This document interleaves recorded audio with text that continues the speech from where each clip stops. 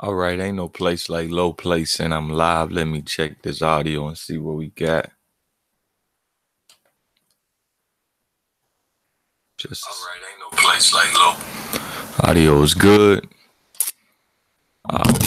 Got a topic I wanted to go in on.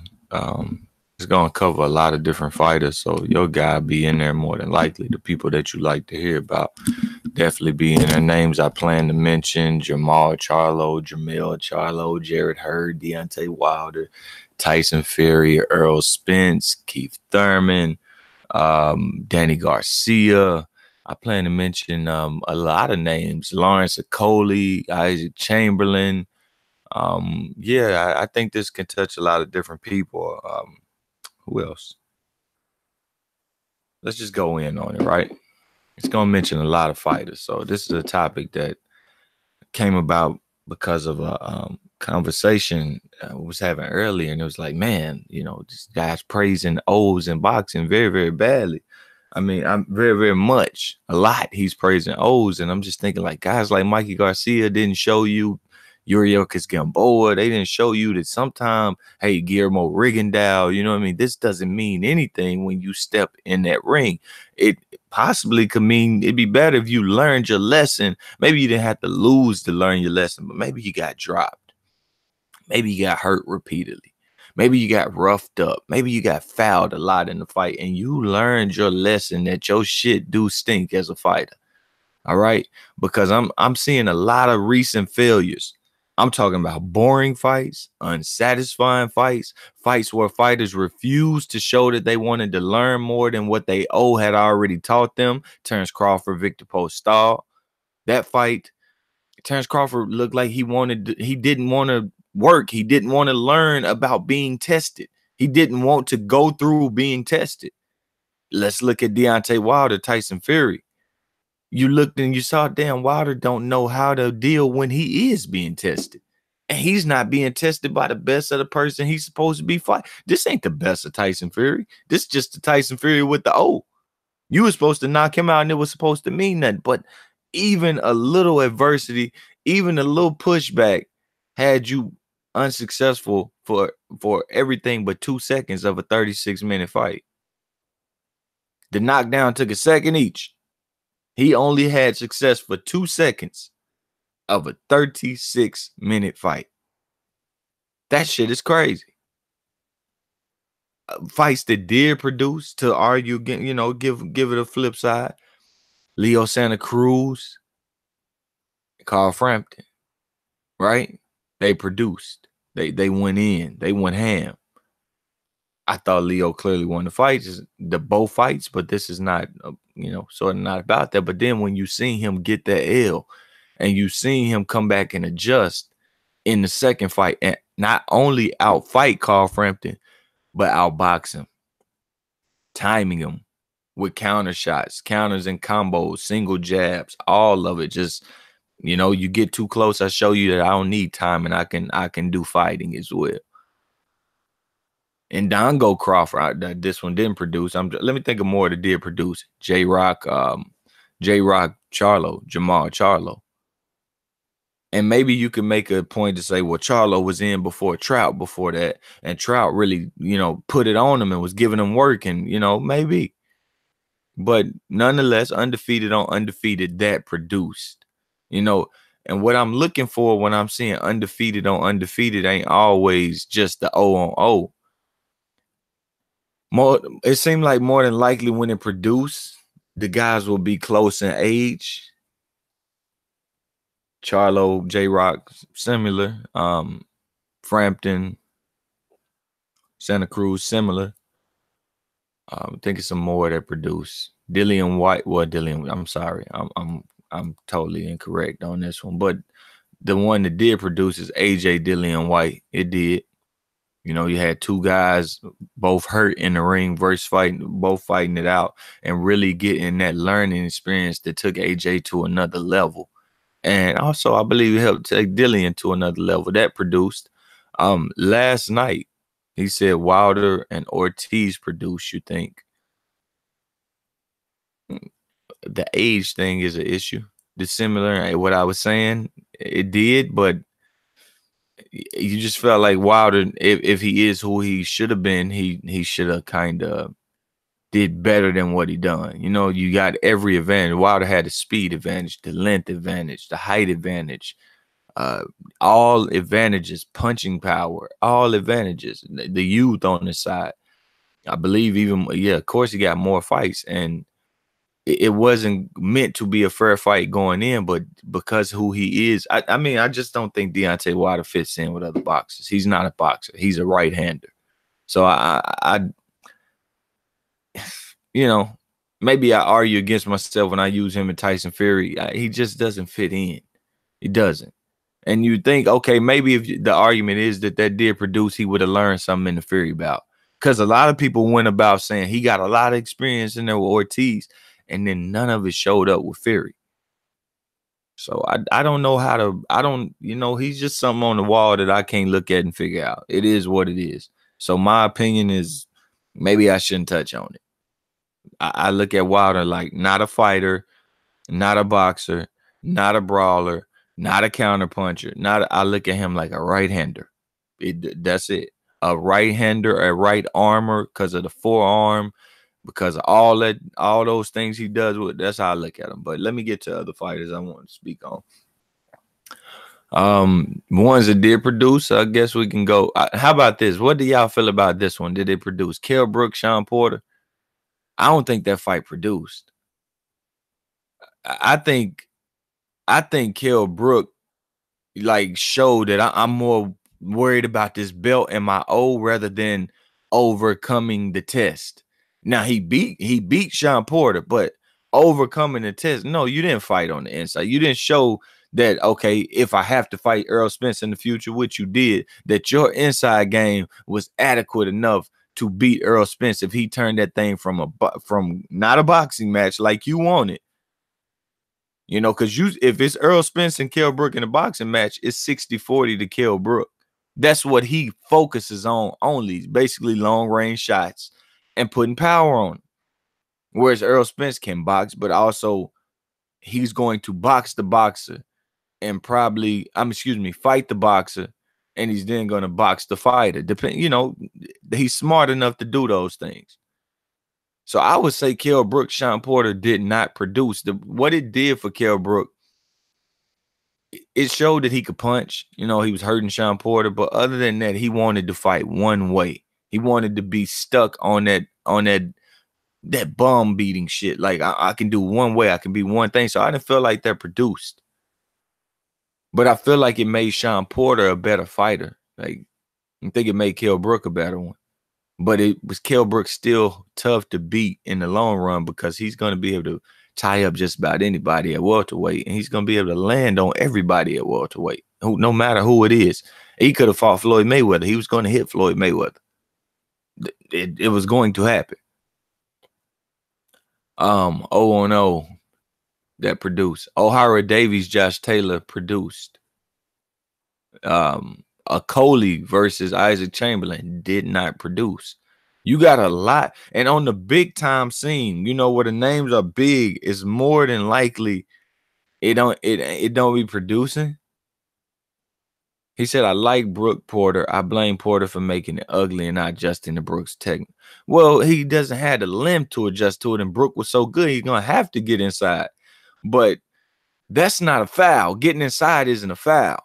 You know what I mean? Getting there ain't the foul. You know, if you see a guy's head is coming your direction, best thing to do is slip that head, not just try to hold him after you slip the head and hold him. No, his head going to be somewhere regardless. It's a head. It has to have a place in the ring. Okay, it's a noun. It is a person, a place, or a thing. So a thing is going to take space. Okay, this cup takes some kind of space. If this cup, you know, if I plan to fight this cup, I'm going to have to move around this cup. I think the using of the head stuff is somewhat of an excuse for you to lazy it up and create holes instead of moving your head. If you can move your head from two hands, you can move your head from a head. I would hope you could. You think Canelo Mayweather produced Mayweather? No, not at all. Not at all. But I mean, if I get into the why of this, if I get into the why of this, it's just like guys ain't tested enough. You know what I mean? And they like I got to use Terrence Crawford post off. This was such a joke. It was like, yo, I'm thinking to myself, Terrence is going to he's going to do his damn thing. I'm saying Terrence is going to do his thing in this fight. Man, Postal is a long target. Terrence can dart in, he could dart out, he could be on the inside, shortening shots up, he could roll under the longer shots. I'm seeing so many ways that if Terrence Crawford is who you all are saying he is, he's going to completely dominate this fight in a fight that showed he is actually the goods and not a fight that just showed he got the victory. Let's move on to something else.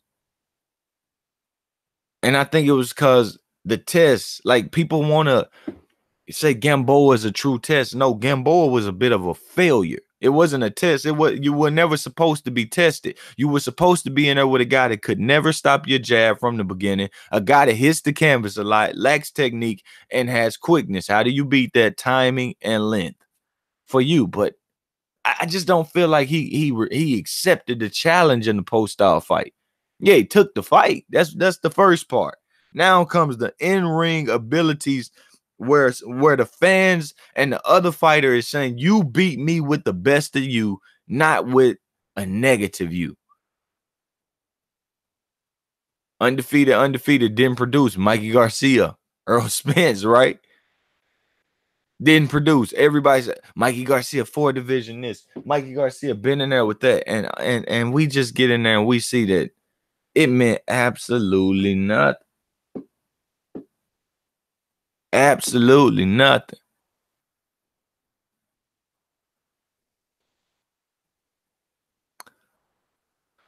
Rigondeaux, Lomachenko meant nothing. I think I'm just want to quit praising O's. I'm more excited about and I know this opinion won't be popular. Maybe it shouldn't be. Maybe I don't know. I'm more excited about Tony Harrison with his 2 losses in tough fights where he was showing you what he was. He was molding what he was, and then in his 3rd attempt to become a titleist, boom, the mold was complete. The final product came about. I'm more interested in that. I want to see guys taking a lumps. I think it's a sport lesson, I should say. Maybe a life lesson too. I watched the prospect Aaron McKenna yesterday. And he was, he wasn't in there with a guy that was a world beat. The guy was undefeated. He was fighting. He was a Mexican rough tumble fighter. And McKenna was in there. He's long. He looks like about like 6 foot at welterweight. Long. He had every punch. He had multiple techniques to defend himself. He bring his punches back. He had a lot of amateur experience. You could see it right away that the kid knew what he was doing. All right. He had physicality. He had footwork. And he didn't say, okay, I got these things just to use it one way.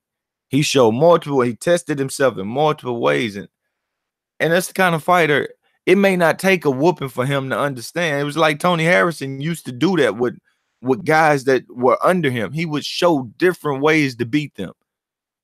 And when it was kind of time to be in a big fight, I always said, yo, this dude is going to perform well. And it's been no fight.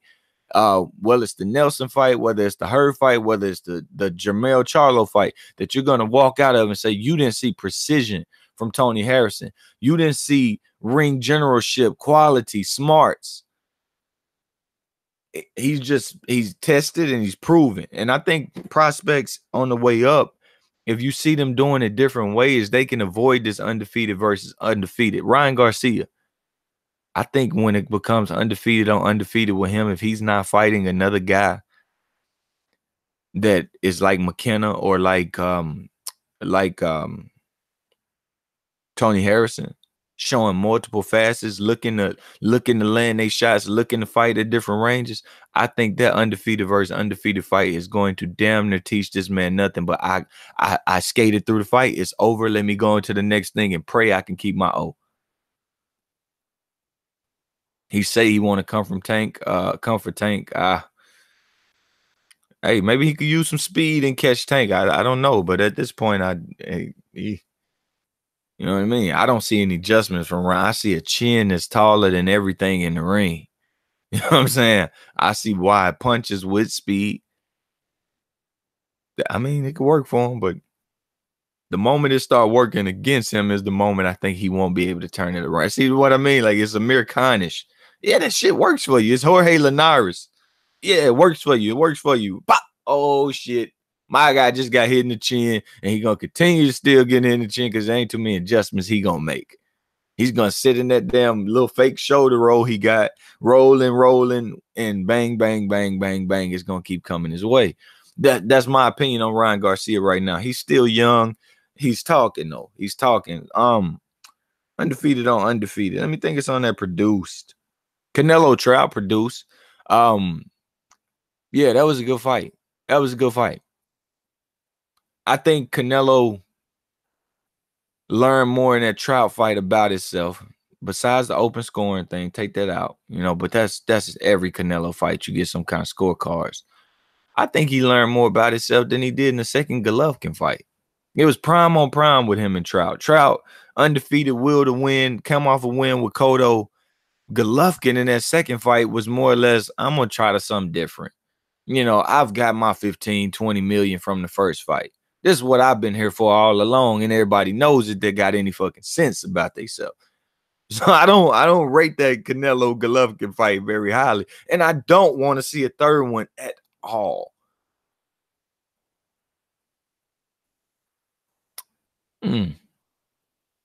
It's a good topic to me. It's a fun topic. I don't like doing videos where I'm focusing on, I don't know, just showing, recent Danny Garcia. Think about this fight. Forget that point. Think about Danny Garcia, Lucas Matisse. Lucas Matisse wasn't undefeated. Wasn't an undefeated fighter. But that will not to have no more draw, no more close decision. I think he had both of them before that point. Whew. That fight was fire, man. It was fire. And Danny Garcia showed the heart of a champion.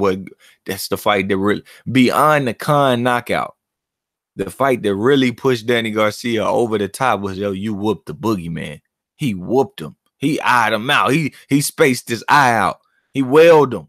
Changed Matisse's career. Matisse ain't been the same since that eye been fucked up. Oh, man.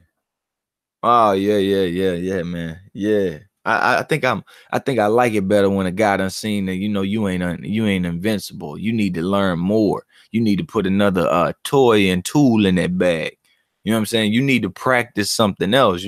That long range, when those long arms and that height and fighting tall just ain't gonna cut it. You got to do a little something else to be a better fighter. You got to learn how to get some respect shoulder to shoulder. Okay, elbow to elbow. You need to learn how to get some respect. You need to learn how to get your hands back to your face and not just pull your hands back, actually slipping your damn head here and there too.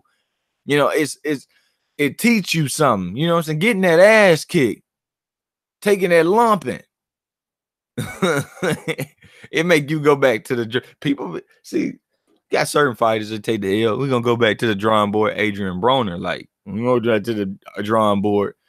And he never visits the drawing board. Adrian it seemed like he never visits the drawing board. The drawing board has not been put into the GPS location. He has never made it to the location where the drawing board exists and where the chalk is ready to be picked up and formulate adjustments. He hasn't made it there. Whereas maybe a J-Rock, Julian Williams, has, as he's about to go against Hurd and he's no longer undefeated. But he wasn't defeated in a fashion where he got his ass kicked and he wasn't trying and he wasn't showing something and being a prolific prospect. No. It was just good. See, I believe him when he says, I'm going back to the drawing board and I'm going to figure this out. And I've seen recent fights where he's just a dog. He's dogging. He's sparring with Gennady Golovkin and trying to steal some experience from whatever Gennady may have. I don't know if it's the right level of experience with what he done. I just don't know. But perception sometimes is everything. J-Rock could feel he's in there with the best, and that could push him over the top. Me personally, I'd be wondering, like, what am I really doing here? Unless he was whooping my ass in sparring and really teaching me something. Like, what if I was beating him up? I'd be like, yo, why am I here? This dude ain't never beat nobody. my if I'm J-Rock, I'm like, yo, my 5 rounds competitive with Charlo is more important than anything he did in his career if I'm beating him up in sparring. I don't know how the sparring's going. I know nothing about it. But if can you see when you get my point? J-Rock's out there, Big Bear, and he's touching Golovkin up. I'm like, man, damn, bro. Like, I come out here and I'm thinking I'm finna good work. All I'm getting is overconfidence, maybe. I'm touching this dude up. Maybe I don't go overconfident. Maybe I just accept this. Okay, if I could do this to him, I could do this to anybody. Keep your level head. Keep working. Try new things. But if you just turn him up, you gotta think. I'll be like, fuck, bro, this dude. And let me get off Golovkin. Let me get off Golovkin. Yeah, man. Oh, one that didn't produce. And I don't mean to pick on Terrence Crawford, but the Gamboa, not Gamboa, but what's the African? Ndango. Oh my God. Pointless. Useless. Learn nothing in the fight. I'm just so afraid that everybody here that represents Terrence Crawford the way they do, if this man gets into a fight and he goes Mikey Garcia on you, and he'll probably be 34 years old before it happens. You know, he'll be 34 years old before he get a first real fight. And maybe he never gets one. Maybe he never gets one. Maybe he goes in the Igor Kavalauskas fights. Hell, he's fought worse. He's fought worse. But, you know, let's see. Maybe 33 this year, maybe 32. Let me see. And I don't think nobody's trying to age him out. I just think it's a career mistake. Career mistake on his part to think that Al Heyman's going to put him above pay-per-view fights like Thurman and Porter. They were talking about these fights being pay-per-view a year ago. And you sign a contract after you hear this, like, yo, nobody on your side. See, Crawford's 31. 6 months, he'd be 32. He ain't getting there. He ain't not fighting no Spencer, no Thurman in later this year. He ain't doing that. I'm not finna kid myself and act like, yo, this dude's gonna get a big fight before 33 years old, or right. He's gonna probably get the big fight if he gets it right at the age of 33. That's too late, man. That's too late, especially if Spencer's out here testing his metal with a Porter or Porter. Well, Porter could be shot one if he goes through a Spencer, even gets a win. Even one could. It just depends. We have to see the fight. But I would take the odds of it being too damn late, not worrying about nobody else, just you and your 33-year-oldism. Okay. Maybe you don't take fights to take punishment, but what I've seen about Bud is you take punishment even when Benavidez is in the ring. Benavidez hurt Bud to the body to the point that Terrence Crawford wobbled from a shot to the body. He hit him so good to the body. ESPN, biased as they want to be for Loma and some other fighters, as biased as you may call them, I don't listen to them during the fight, but during the replay, during me rewatching the fight, it's like, yo, they called this shit out. This was a big body shot. I don't know the exact round, but Terrence get hit so hard, he loses balance, and he's flying like it was a right hand to the body to hit him when he's in the southpaw stance, I believe. Right? He was in the southpaw stance. Right hand to the body, gets around, bow. Terrence goes flying to his right. All right. Benavidez, from what I recall, Benavidez's leg is so bad. It's so bad that Terrence has to walk to get back in front of Benavidez, and Benavidez not following up. So he, in my opinion, he took some punishment in the Horn fight. It was some big shots Horn landed there.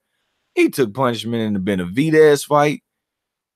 The Molina fight, he took big shots, and some in the Felix Diaz fight. And we'll post out, he got clipped a few times as well. So I don't see you, if I'm betting on other people probably taking punishment, I'm gonna bet that you would too. But outside of that, just your 33-year-oldism is an issue with me, especially without being tested by people who gonna further exploit the things that lesser fighters had a little success with. Said Lion is a hater. Chill. ESPN don't care about talents. He got him talents. I know people that actually say it like this is great. Yeah, but yeah, I think they like him. They want to give him a big fight. He said you're gonna get hit, bro. In the sport, I believe it. I think that's true, but you got to understand my point. If Crawford and his fans are thinking, okay, we have been untested, I think they've been untested. And the reason I say that is because you wouldn't look at these other welterweights and be like, yo, you should be having trouble with Gamboa. You should be having trouble with Ricky Burns. No, like Crawford made a career fighting smaller people.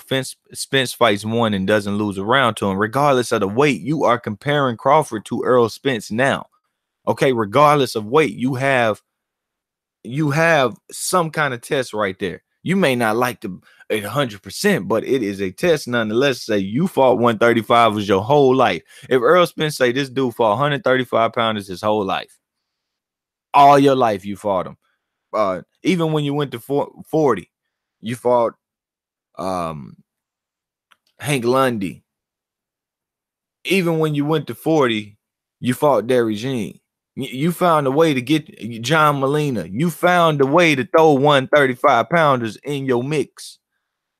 And I just get one, and he don't win a round. Whereas Terence Crawford throughout his whole career has probably lost more than 12 rounds combined. The Benavidez fight, I would say maybe 2 or 3, just off the top of my mind. The Postol fight, I would say maybe 2 or 3. The Gamboa fight, 3 to 5. You lost 3, maybe 3 or 4. I would say 3 or 4. Maybe the first 3, maybe one more when Gamboa wobbled you later. You know, it's like, yo, so come on, man. I don't know. I don't trust Terence Crawford's gonna come through this and be a young 33. Hell no. Hell no. Not at all. Let me think of some more matches though, man. Let's see. Let me look at this one. I believe I'm right on this one. Let me see. In this fight, if it did produce, it's gonna produce for one person and one person only. I forgot Lee Selby had that L. I had to check and see. I forgot he had that L already. That early L. I was gonna say Selby and Josh Warrington. If I was right on that, which I wasn't, you know, one I could go with Zerto and Jesse Hart. Come on, man. Fuck out of here with that fight, bro. Fuck out of here, man. Come on, which one y'all like better? Caleb Plant. I believe them two undefeated. I know they were undefeated going into it. Jesse Hart hadn't taken an L. But anyways, fuck out of here, man. Like, nah, bro. You just saw that neither one of those guys was gonna be no dominant fighter. And you know that they didn't have it in them to touch another level. Whereas you got Caleb Plant versus a one-loss Uzcategui. And it looked like they did have it. It looked like they had a difference in them. Maybe it was Jesse Hart's fault. Jesse Hart goes wobbly every time you touch him. And I don't know. I don't know. But Gilberto Ramirez stopped doing what he had success with. I just don't trust either of those two fighters. But when you seen the super middleweight title bout with one loss from a guy like Uzcategui, he started to want to change. He started to want to let his punches go at different angles. He started, you know, looking for new shots on Caleb Plant. Started wanting to let the hands go in combination a little bit more. And just give Caleb Plant his credit. Caleb Plant adjusted, went on the inside with him and made it a rough and tumble affair. Some punching, well, a lot of punching, a lot of defense. And other time, Uzcategui would just sit there and let Caleb shoulder up with no kind of hold or nothing. And Uzcategui like, damn, this is new. This is new. But that's what you have to do. You can buy yourself seconds finding something new. You know, if I give that's a very smart adjustment from Uzcategui wasn't unbeaten. I said that he had one loss. And it's a good thing. As you've seen, he wanted to make adjustments. Even if, like I said, it took him a minute to throw punches. That when Caleb first smothered him, he was like, what the hell is this kid doing? What is he doing in here? What is he doing? He's supposed to sit on the end of my punches. Caleb bought himself a whole minute and 30 seconds. Then he found himself barring the whole round on the inside, you know, with some punishment. He actually got hurt on the inside. And at the end of the round, he got hurt and he healed because Uzcategui showed some, you know, I ain't no dumbass undefeated fighter. I've been here and I don't want to be there again. I've been there and I don't want to be there again. But Caleb put him there anyways. Badu Jack, James DeGale, 2 men defeated, right? What you get? What you get? You got 2 dudes wanting to show up. And I'm not gonna say James DeGale fought a smart fighter, made great adjustments, but I would tell you he had a lot of heart and he had a will to win. Badu Jack just had a will to want to see him have to, you know, have his will read. Okay, so it was a murder in the ring, but nonetheless, you know, James DeGale was stubborn and didn't want to go away.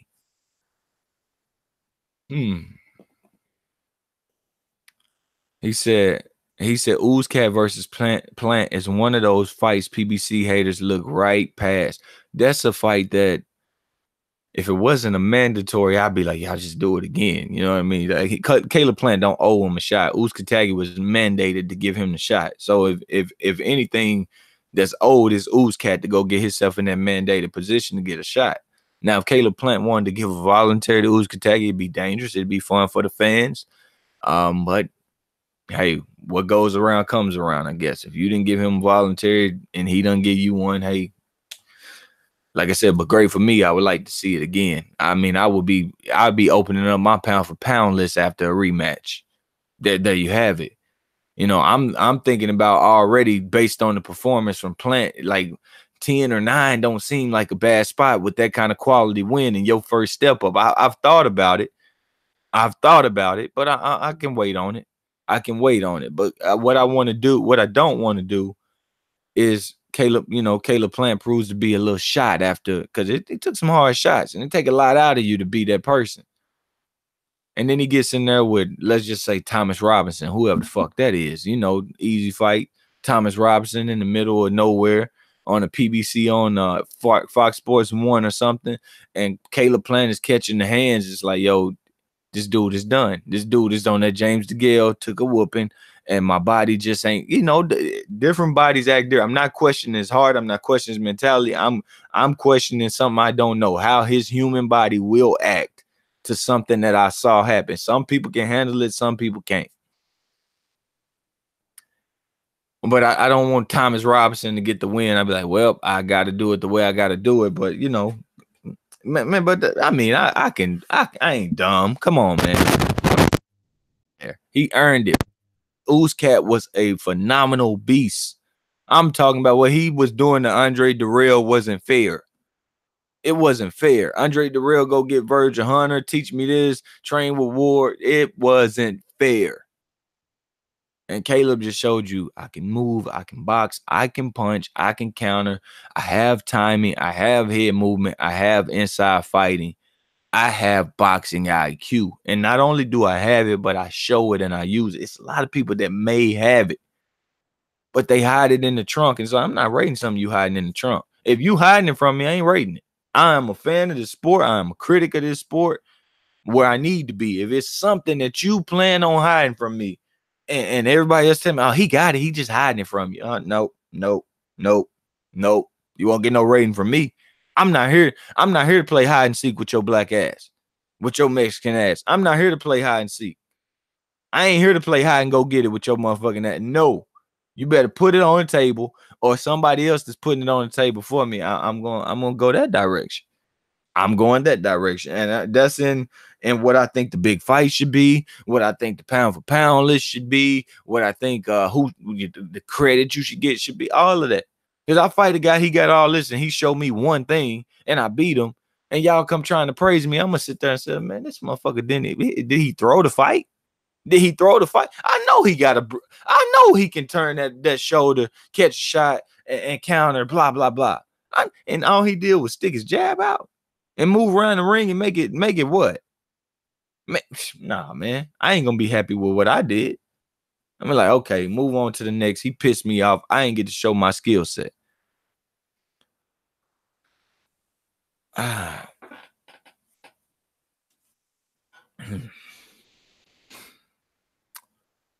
Oh yeah, he mentioned Murata. He got beat, didn't he? Rob Brandt. Didn't he come back beat the hell out of Murata? Didn't he? Sure did. I mean, that could be one. It pays to learn, I guess. Pays to learn. Dominic Brazil. Watch out. Don't be surprised if that light-skinned man got a green WBC belt attached to that damn belly fat in May. Don't be surprised. I won't be. I won't be shocked none. That boy, if Wilder get dropped and fell over the ring, just look retarded, I would not be surprised 1 fucking ounce. Not 1 ounce of surprise would be there.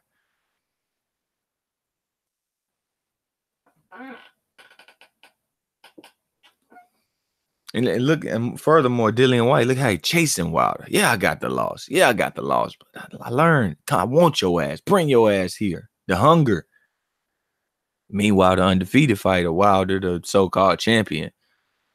Man, I don't need him. What's that? Who is he? What credit I'm gonna get? What's going on there? Psh, man, fuck out of here, man. Yeah, I'm starting to rock with I'm not saying I rock with losers and nothing like that. You're just not a loser in this sport. If you don't want to be, you can have 3 losses on your record and still not be a loser in this sport if you don't want to be. Adrian Broner, not to pick on Adrian Broner, I like his personality. I think Adrian Broner is very funny, but as far as in the ring, he is a loser in this sport.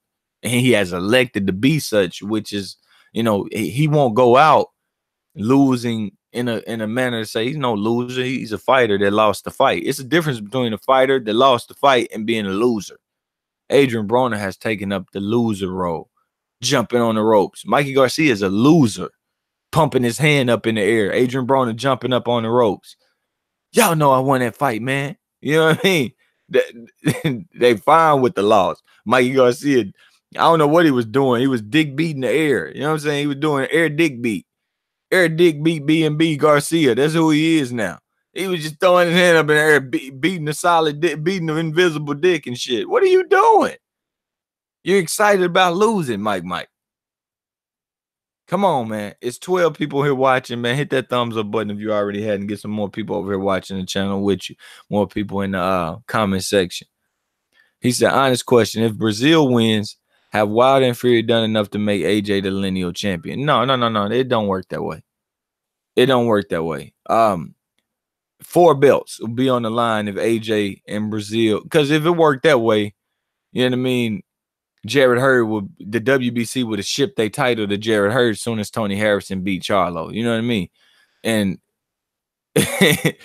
I kind of feel like maybe they should. I just, that's just me. That's just me. I was like, bro, that's just me. I want to do what's best for fostering boxing, fostering the best in the sport of boxing, the best competition. So Vozick, he's the lineal champion 175, right? WBA, WBO, IBF, take your belt, ship it to the lineal champion, and see what everybody else do then. Man, ship my fucking belt off, man. I gotta go get my shit back. And then what do we have as fans? I'm all for the competition. You put anybody in that situation. Anybody. Okay? He said, respect. We're gonna foster these guns. But yeah, man, Mikey Garcia and the invisible dick beating between the rounds. Man, I was just like, man, what are you doing? I need to make a video of Mikey Garcia, like doing my best Mikey Garcia impersonation. You know what I'm saying? I buy groceries, but I don't got enough on my card. Pump my fist. You know what I'm saying? I shoot a free throw, miss it, pump my fist. I gotta make this video, bro. Oh my God. That shit was crazy. This nigga was losing every fucking round. And he was smiling and pumping his fist. You know what I'm saying? It's like getting called to read in class and you say the fire truck, and then you pump your fist.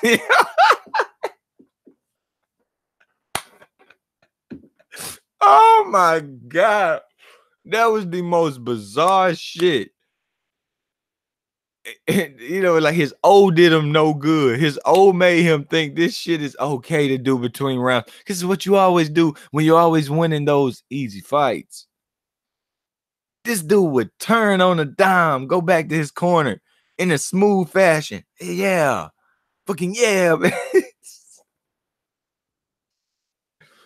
Oh shit, man. Me going to make me a burger. And I get the mayonnaise, a spoonful of mayonnaise, and I try to dump it on the bun, right? And the mayonnaise go directly on the floor. I put the mayonnaise down and pump my fist. So you're trying to open a can good on the electric can opener and somehow cut my fingers all up. Pump my fist. This nigga had to be the most positive individual in the entire world. Like, yeah, man, that shit was crazy. Crazy. I go into my dog kennel and I come out like Ramsey Bolton and I just pump my fist.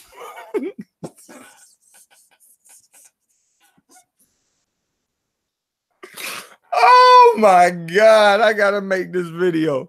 Matter of fact, it's done. That video is getting made, bro. That video is getting made. That video is getting made. No doubt about it. Yeah, I'm gonna get out of here though, man. I need to cook some. Need to go cook. But I just wanted to touch on that briefly. It turned into more than brief. And sometimes it got off topic. But I just wanted to speak a little boxing, read some comments. And whoever showed up, I appreciate y'all. It's 11 people watching now. If you haven't hit that thumbs up, I ask that you go ahead and do so now. I would greatly appreciate it. Subscribe to the channel if you already have not. Hit the bell icon to get the notifications the next time that I go live. Appreciate the comments. Appreciate the interaction. Low Place gonna get out of here. So until next time, ain't no place like Low Place. And I'm out.